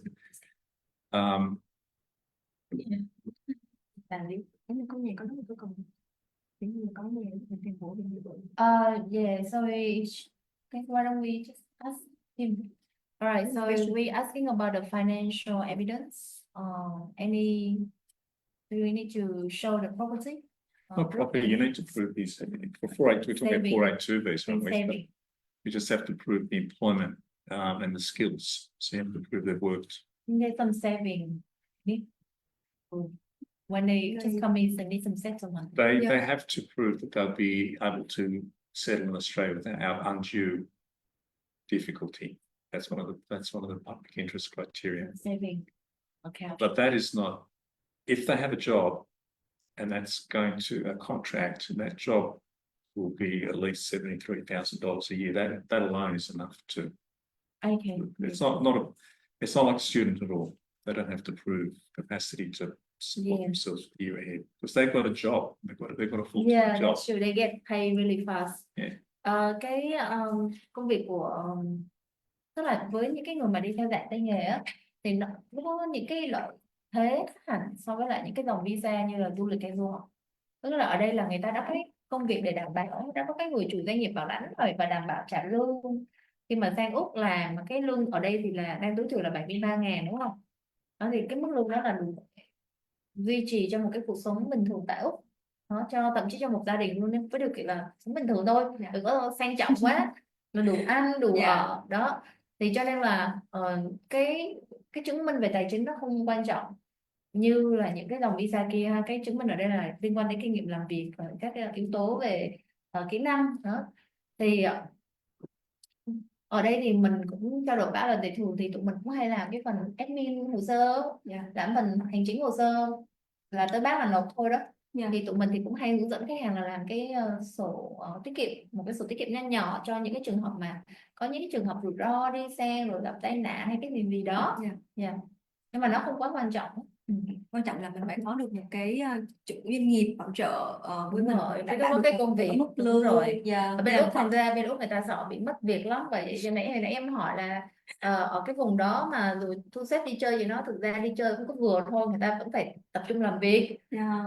Chứ còn đâu phải sống mà đi chơi hoài, người ta phải có cái công việc gì, công việc nó đảm bảo cho cái gì, nhà cửa, ăn uống rồi các cái nhu cầu tối thiểu, đúng không? Dạ có một câu hồi nãy thì anh cũng có hỏi là bên ngoài cái điều kiện về cái tiếng Anh và tay nghề, cái tay nghề ra, cái ngành nghề liên quan ra, thì bác cũng có trả lời là cần mình phải chứng minh được là mình có cái công việc làm ở Việt Nam full time trong trước đây là 2 năm, thì sắp tới sau tháng 12 năm nay thì cái điều kiện kinh nghiệm làm việc nó sẽ giảm xuống còn 1 năm, và ngoài ra bác cũng nói là mình phải có những cái chứng chỉ tay nghề được gọi là skill assessment liên quan đến một số ngành nghề. Và cuối cùng bác nói là mình cũng phải có được một cái chủ doanh nghiệp bảo lãnh mình, được gọi là employer sponsor ha. Thì cái việc này nó rất là quan trọng luôn. Nếu như mọi người không có cái chủ doanh nghiệp đó thì đây là điểm mạnh của DSS đúng không? Mọi được biết là công ty mình là một trong những công ty Úc rất là mạnh trong cái việc có những cái mối quan hệ trực tiếp tại Úc để có thể hỗ trợ cho các anh chị trong cái vấn đề là tìm được những cái doanh nghiệp bảo lãnh anh chị ấy vô bên Úc. Thì đây là những cái mà anh chị mình cần phải biết ha. Rồi em thấy câu hỏi của anh cũng khá là hay á. Có một câu hỏi khác nữa liên quan đến về vấn đề về chương trình, thì câu hỏi này thì em nghĩ là cả chị và bác Lê có thể cùng trả lời nào. Có nhiều câu hỏi vậy sao đi Bác Lê là câu chuyện khác luôn á chị. hỏi tới 7 giờ không ta? Dạ không có rồi. xong rồi chị. I think one or two more questions. Cho mình hỏi nhu cầu nhà lái xe nâng thì chỉ làm việc ở vùng Denmark thôi là không ạ? Và trong năm 2025 khi chính sách mới thay đổi thì có ảnh hưởng đến nghề này hay không? Và thời gian chờ duyệt visa có rút ngắn lại không ạ, hay là chờ lâu hơn? Tức là nó sẽ có hai vấn đề. Một là liên quan đến cái công việc này nó có nằm trong năm hay không, em nhờ chị ha. Rồi câu hỏi thứ hai là cái chính sách mới thay đổi thì nó có ảnh hưởng đến ngành nghề này hay không, thì chắc bác hả? Và cái thời gian trả lời tương tự rồi. ngành forklift nó khác chị, ngành lái xe nâng Nhưng mà nó là những cái job drama rồi. Ok rồi. Chắc là mình trả lời lại đi ạ. Okay, the questions from the candidate, the audience is asking that whether the forklift driver will be in occupation list of work or DAMA or rental DAMA. Each Dharma has their own occupation. Orana. So that look up, you want to see if Orana has forklift driver. Okay. Yes. Okay. And whether that will be impacted by the new change in law. Nếu mà nó nằm trong danh sách một DAMA thì nãy tụi mình đã trả lời rất chi tiết rồi, là không có bị ảnh hưởng, đúng rồi. Vậy thì cái sắp tới thì những cái sự thay đổi đó thì cái thời gian mà xét duyệt visa nó có ngắn hơn hay là lâu hơn không ạ? Nó liên quan đến cái processing time thì nó có thay đổi không? And the processing time would that be impacted too by the new law? I don't know. I know. The processing times go up and down. It just depends on how much resources they Yeah. give to it. Forklift driver is not on. It is on the list. Forklift driver is on the list. Yeah, There's this a one, this concession one. for the TISMET, the English Yeah, language it's concession for- and age concession. Yeah. Yeah, so forklift drivers still on Orana's list. These lists change as well. It depends. They look at the Dharma areas look at their own lists from time to time, and it's basically these lists should not be looked at something set in concrete forever. They're lists about what now is there a shortage of. So in their particular area, they'll identify when we don't have enough forklifts, we don't have enough dockers, whatever it is. That can change over time. So if lots of forklift drivers migrate to the Orana area because of this list, then the list won't need to have forklift drivers by definition. If So- we find them, if we find like 100 of forklift driver to fill in for Arana area, yes, that won't be in the list. It won't be on the list. And these lists are not based on the Dharma just sort of making it up. They listen to the local employers. The local employers say we can't get these sort of workers, or they come and they leave after 2 minutes. So it's based on the needs of the employers. And this is a demand-driven visa. It's based on what industry needs in Australia to be productive. Yes, alright, thank you. Cái công việc mà forklift driver mà bạn nào hỏi đó, Dạ. thì bác kiểm tra lại tại chỗ luôn, nhưng mà không share màn hình được hả? Yeah. Thì nhưng mà thực ra Cái này mình team không của kiểm tra mình được. team mình Dạ. có thể hỗ trợ cho cái bạn đó được. Yeah. Thì nó nằm trong cái danh sách của cái vùng Orana, cái vùng Dharma mà mình đang hỗ trợ về các cái kết nối với doanh nghiệp đó. Thì bác cũng trả lời luôn là hiện tại thôi nhé, nó là nằm trong danh sách.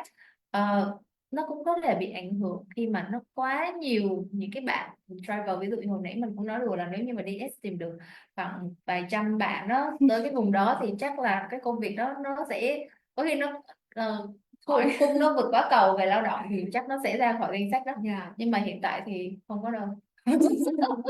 Mình từ bữa giờ mà tụi chị bắt đầu livestream rồi này kia đúng không? Yeah. Thì có cái người chủ họ chia sẻ về cái công việc đó thì được có mấy bạn là quan tâm thôi. Yeah. Vì các bạn còn nhiều công việc khác mà đâu có phải là ai cũng muốn làm forklift driver Yeah. đúng không?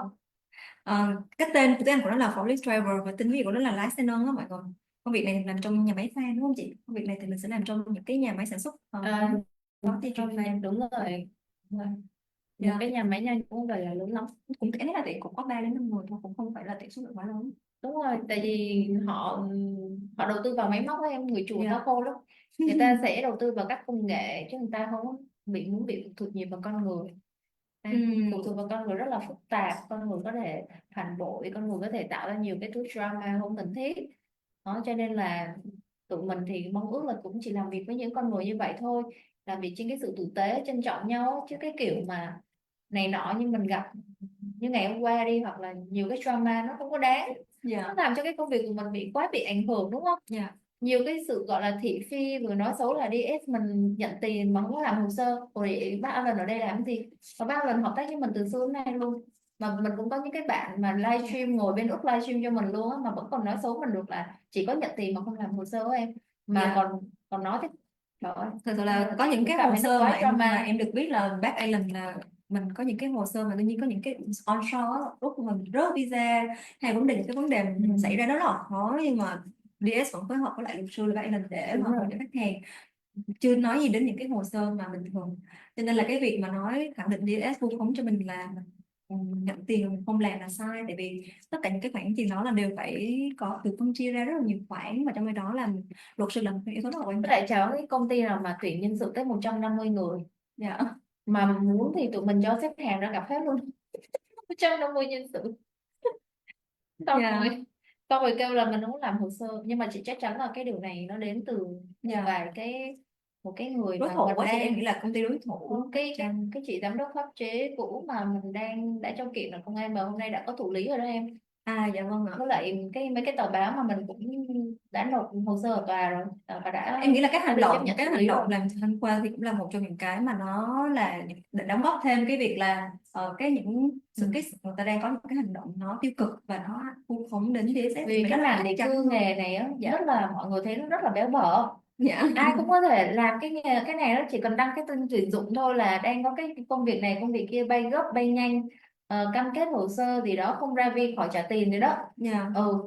Ai cũng có thể làm được Nhưng hết, mọi cho nên người họ thấy rất là béo bở luôn đó. Dạ. Ai cũng nghĩ là quá dễ làm, cho nên là họ cũng đánh đồng DS với lại những cái đối tượng kiểu như vậy, và họ có những cái đối tượng kiểu như vậy họ cũng muốn đọc mình để cho DS trước tư rồi thì những cái họ, chương họ trình sẽ của cứ họ làm cái chương trình của họ sẽ sống. nó sẽ sống lâu hơn Đúng đúng rồi. không họ, Nhưng mà thì cái không công còn ai đi chương trình mà của họ nữa. không, Thì nhưng mà có cái công ty đối thủ mà Dạ. năm ngoái họ cũng đại xấu truyền thông mình rất là nhiều á. Chị nhận được cái thông tin đúng không, là giám đốc đang trốn tại Úc Dạ. và họ đã đổi hết các cái địa chỉ này kia và họ lừa được mấy trăm tỷ đó. Dạ. Mà sao công an hay là những cái báo chí này kia, báo mà cái báo lá cải đó họ cũng đánh vào những cái dạng như vậy đó. Tại vì trốn rồi. Trốn rồi. Không nhìn được nữa. Nhưng mà nên truyền thông như vậy chứ sao cứ đánh DS của mình Đúng vậy? rồi. Thì nói chung Chị là cũng hiểu.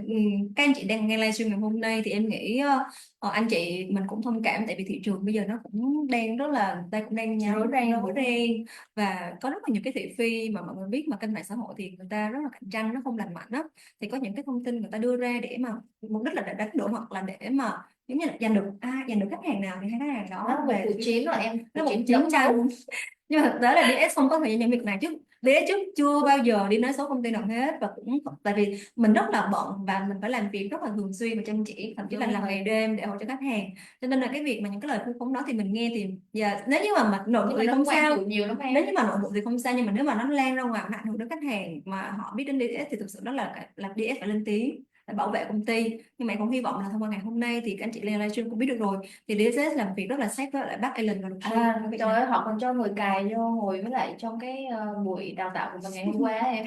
Dạ. Xong rồi Em họ biết làm nhiều thứ rất là ghê gớm. nói Tại chung là rất sao là bài bản, họ có một cái cách để mà có thể đột nhập vào DSS bằng mọi Nhưng mà cách. tại sao lại Dạ. như vậy? Tại sao họ không cạnh tranh trên sự công bằng tử tế và nhiều đi? Họ cạnh tranh bằng cái dịch vụ, họ cạnh tranh bằng cái đầu ra cho khách hàng họ. Thậm chí là cái phí 482 hiện tại á, mình đang thu rất là thấp rồi đúng không? Dạ. Nếu mà họ cạnh tranh với mình, họ đang cạnh tranh về phí.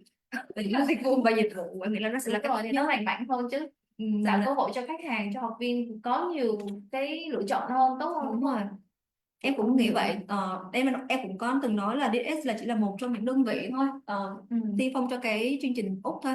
Cũng có rất là nhiều công ty uy tín ở Úc và những công ty mà người ta làm tốt cho cái ngành nghề này, nhưng mà tại vì người ta cũng không có muốn, kiểu không có làm marketing kiểu truyền thông nó mất đích. Nhưng mà phí Phát của giống họ như chị mình. nghe nói cũng hơi cao ấy. Dạ vâng.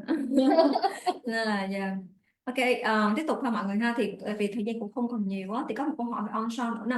Ở trên hỏi chút xíu liên quan đến cái tỷ lệ đậu visa của chương trình visa 482 dành cho người phụ thuộc. Thì nãy giờ mình nói người đơn đơn nhiều rồi. Thì đối với người phụ thuộc á, thì cái tỷ lệ đậu visa nó có khó hay không, và nó sẽ phụ thuộc vào yếu tố gì để có thể tăng cái tỷ lệ đậu visa cho người phụ thuộc? I think they're asking about the visa pass rate, because you know, like tourist visa 500 STEM visa, the pass rate now become really low. You mean The granted the grant rate? Yeah, The grant rate for for A2. 402 is nearly always mostly dependent upon the nomination. So if the nominator doesn't have the sufficient evidence to support their nomination application, that's the weak link in the chain. But they can be submitted, right? Yeah. Yeah. If the visa applicant's offshore, that's not a big deal, but if they're onshore, it is a big deal. They apply for the visa at the same time, and then they're barred from further application. Now, some types of nominations are more susceptible to more difficulty than others. Small restaurants, things like that, always going to be a problem. How about the dependent? If like the case mine we got recently. What's the chance for her partner to get granted on a visa, given that she get granted? Sorry, this is a dependent of a, Yeah, on a Yes. visa. well, that's just based on evidence that they're in a relationship, so that's pretty, so the more evidence of relationship, the better. Right. That's just evidentiary. If they married and they have like finance and friends, yeah. Yeah, it's about the relationship, not about this, what it's called, so they've got to live like a married or de facto couple. I can see, right. So that's, and there are factors that have to be considered or need to be considered in looking at assessment of that. So, as you said, financial, household, that sort of stuff. Alright, thank you. Cái câu hỏi ở đây nó đang liên quan đến tỷ lệ đậu visa. Mọi người lúc nào cũng hỏi cái câu này luôn là liệu cái visa có dễ đậu không, hay là có dễ rớt không? Vì mọi người hay thấy là một visa du lịch rồi du học sao dễ rớt thế, đặc biệt là visa du lịch rất bạch, đúng không? Kể cả nhiều cái hồ sơ cũng rất là tốt. Họ đi Mỹ, họ đi châu Âu mà nộp tới Úc là rớt. Cho nên là Úc dạo này cũng bị một cái tiếng tăm tai tiếng á, tức là được visa Úc dễ rớt và họ sẽ rất là lo lắng. Mọi người rất là lo lắng là liệu nộp cái visa 482 này thì cái người đậu có dễ, cái người nộp Bắc có dễ đậu hay không, rồi cái người phụ thuộc thì sao? Thì cái câu trả lời đây nó cũng đơn giản lắm mọi người, nó phụ thuộc vào cái tính chất của cái visa, là nó phụ thuộc vào cái gì. Đối với lại cái visa 482, cái quan trọng nhất ở đây là bạn phải có cái bảo lãnh á, cái nomination. Hồi nãy giờ bác nhắc rất là nhiều luôn cái từ nomination đó. Là phải có cái bảo lãnh từ phía bên người chủ, và thường những cái hồ sơ visa mà có thể là chưa đậu á, bị rớt á, là vì cái lý do cái bảo lãnh đó nó không có đủ để thuyết phục cái bên lãnh sự nhất là đối với lại những cái nhà hàng mà họ quá nhỏ đi đó, ví dụ như quán cà phê mà bày đặt bảo lãnh đầu bếp đó, nó cũng có những cái trường hợp như vậy thì sẽ dễ bị rớt. Thì nhiều người ta cũng hỏi lắm, người ta thuê luật sư mà luật sư cũng không giỏi, thì họ không có kiểm tra luật kỹ, rồi họ cũng không có giải trình kỹ, cho nên là thường những cái yếu tố đó là rất là dễ rớt khi mà cái bảo lãnh nó không đủ thuyết phục. Cái hồ sơ 482 nó phụ thuộc chính vào cái bảo lãnh. Còn cái điều kiện để bạn nộp thì đương nhiên bạn phải đủ rồi về tiếng Anh, rồi về kinh nghiệm nghề rồi các kiểu, nhưng mà chủ yếu là cái bảo lãnh đó. Cho nên là Hải cũng phải lựa chọn khi mà làm việc với lại cái doanh nghiệp bên Úc như thế nào. Ví dụ như các bạn làm việc với DS thì DS mình luôn đảm bảo là cái doanh nghiệp phải đủ cái điều kiện rồi, đúng không? Dạ. Và rồi đối với lại cái người phụ thuộc đó, thì cái câu hỏi đây là cái visa cho người phụ thuộc thì sao, tỷ lệ đậu nó như thế nào? Thì quan trọng là cái người chính có đậu hay không đã. Người chính mà đậu rồi thì họ sẽ xét tới cái yếu tố về mối quan hệ, cái relationship ạ, bác dùng cái từ relationship nha, là đối cái mối quan hệ của hai người có gọi là có đủ tin cậy để thuyết phục được lãnh sự hay không. Ví dụ như mới kết hôn đi, chả có cái gì chứng minh được là hai người này có một cái mối quan hệ thật.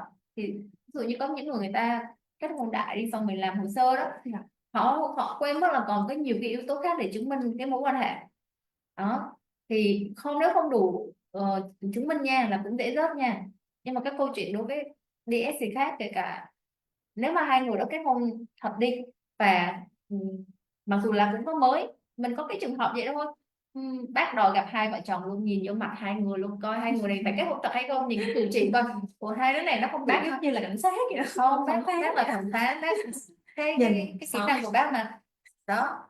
Xong rồi á rồi bác cũng hỏi nhiều câu để xem là hai bạn này có đúng là kết hôn thật hay không, vì hai bạn này trên giấy tờ là mới kết hôn 3-4 tháng thôi.